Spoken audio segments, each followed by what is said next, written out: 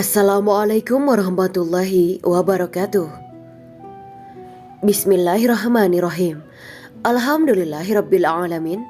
Wa bihi nasta'inu ala umuri dunya waddin. Allahumma shalli wa sallim wa barik ala sayyidina wa maulana Muhammad. Asyhadu an la ilaha illallah wa asyhadu anna Muhammadur Rasulullah. Amma ba'du. Peristiwa Muharram. Kisah lengkap perjalanan hijrah Nabi Muhammad SAW bagian kedua.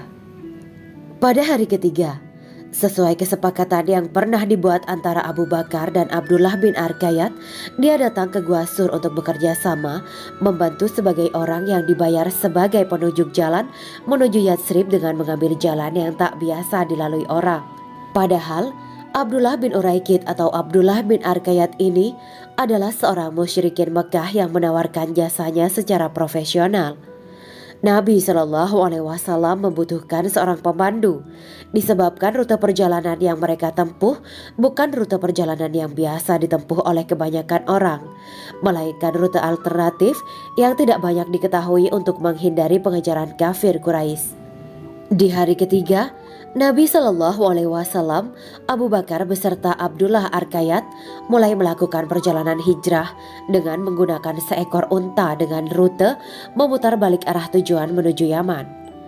Di kota Mekah, kafir Quraisy yang gagal menemukan jejak Nabi Muhammad SAW mengadakan sayembara yang diumumkan di pasar Aukas dan sekeliling Ka'bah bahwa siapa saja yang berhasil menangkap Muhammad, baik dalam keadaan hidup atau mati, dia akan mendapatkan hadiah 100 ekor unta.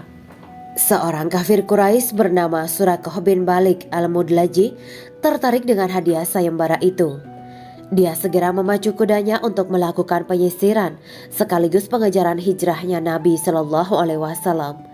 Di tengah gurun pasir yang luas, Suraqah menangkap bayangan 3 orang yang sedang melakukan perjalanan menuju arah ke Madinah. Dengan pedang terhunus, dia memacu kudanya dengan penuh semangatnya. Namun beberapa kali kudanya jatuh terjungkal. Suraqah yang berniat membunuh Nabi SAW terjatuh hingga ditolong oleh Nabi SAW. Suraqah menyadari kesalahannya. Dia meminta diampuni dan menyatakan masuk Islam. Pada hari ketiga, hari Kamis, tibalah Nabi SAW di desa Kuba. Selama beberapa hari di sana, Nabi sempat mendirikan sebuah masjid. Itulah masjid pertama kali yang dibangun dalam sejarah Islam. Sampai hari ini dikenal dengan Masjid Kuba. Pada hari Jumat, di Kuba, Nabi Muhammad SAW bertemu kembali dengan Sayyidina Ali bin Abi Thalib yang menyusulnya. Di sini pula lah Nabi menerima keislaman Salman al-Farisi, seorang pemeluk agama Kristen yang berasal dari Persia. Selama 4 hari di Kuba, Nabi dan para sahabat melanjutkan perjalanan memasuki kota Yatsrib. Sebelumnya, Nabi ditemui oleh Zubair bin Awan yang ketika itu berusia 21 tahun, yang membawakan jubah putih agar dikenakan Nabi SAW saat memasuki kota Yatsrib. Perjalanan hijrah Nabi berlangsung selama 14 hari. Meski biasanya sudah bisa sampai dalam waktu perjalanan 10 hari, disebabkan Nabi bertahan di Gua Sur selama 3 hari.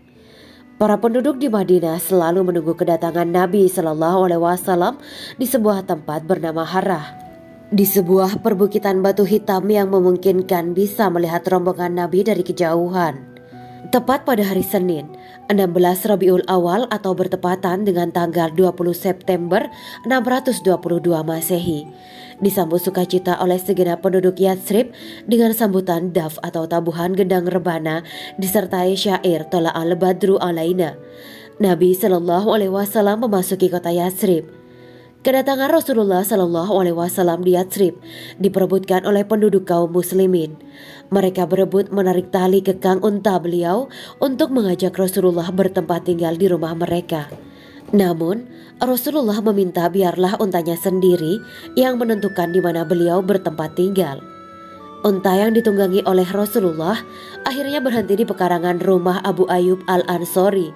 Di sanalah Rasulullah memulai bertempat tinggal beberapa bulan.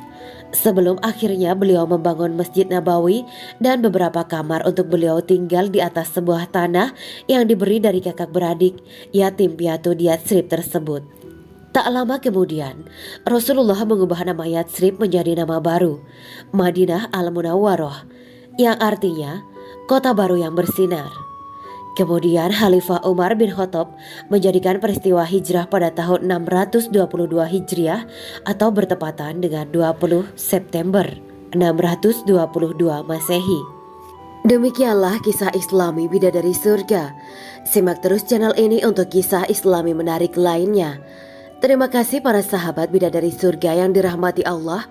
Semoga diberi kesehatan dan diberkahkan segalanya. Juga dibahagiakan hidupnya di dunia dan di akhirat kelak oleh Allah Subhanahu wa Ta'ala. Amin ya mujibah sa'ilin. Wa akhiran, wabillahi taufiq wal hidayah. Wassalamualaikum warahmatullahi wabarakatuh.